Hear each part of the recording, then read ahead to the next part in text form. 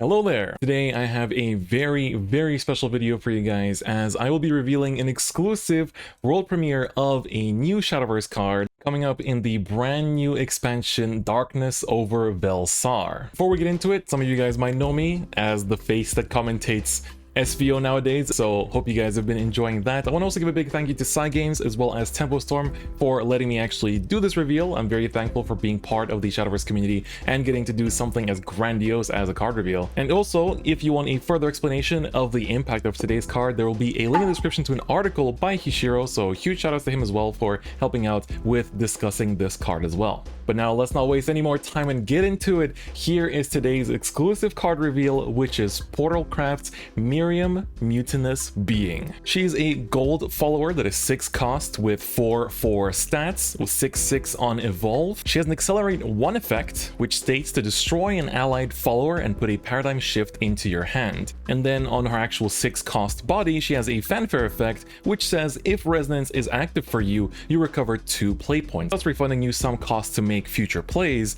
And she also says whenever an allied artifact follower is destroyed, deal 2 damage to the enemy leader. Now, you know, we can talk about the effect and everything, but the art of this card in particular is absolutely fantastic. I think for a lot of people, the art is a big drawing factor towards Shadowverse as a game itself, but this effect has a multitude of layers that we need to go over real quick. One thing is that her stats are pretty decent. 4/4 for a 6 drop are okay, considering that she refunds part of her cost as well. She's only a 6/6 without an evolution effect as well. The one thing to keep in mind though with her being a 4/4 though is that one of the neutral cards that's quite popular right now is the new Bahamut, and so that one can take care of her pretty easily, so that's something you need to keep in mind. I think the real highlight here is honestly that accelerate effect. We've already seen some of the other reveals for Portalcraft from this upcoming expansion, with the new Spinaria being able to essentially push out other artifact followers as well. This feels like a perfect shoe-in as a sort of engine into that deck as well. The accelerate being only 1 cost as well is really great because you also get to destroy any allied follower. It doesn't have to be necessarily an artifact or a puppet or anything. It can be anything, which means that it's very universal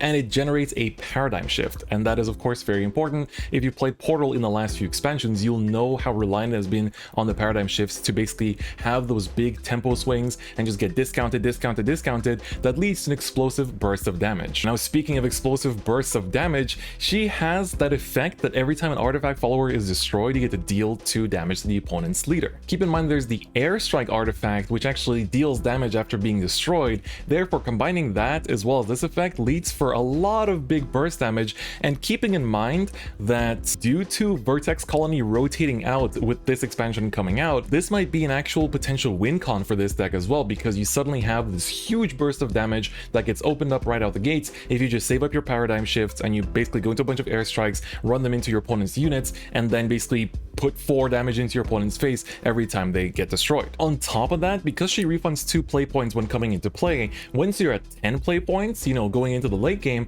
you actually have potential to play 2 of her and then get to actually have that effect be stacked twice. And then if you have a bunch of discounted paradigm shifts in your hand, you get to play even more burst damage that actually seals the game even better. But of course, that is in the best case scenario. So overall, I think Miriam is absolutely fantastic card. It feels like it fits in perfectly into Portalcraft going forward, and I'm really excited to see where the players will take this card in their strategies going forward. That's all the discussion I have for today's exclusive card reveal. I hope you guys enjoyed it as well. Once again, thank you to Cygames and TempoStorm for providing me with this card for the exclusive reveal. If you want to find out more information about this card or see potential strategies that might come out of it, make sure you check out the article in the description by Hishiro, who will walk you through the card as well in that article and give you more of an insight as well. But other than that, that's going to be it for me today. Thank you so much for watching, and I'll see you guys next time. Bye bye.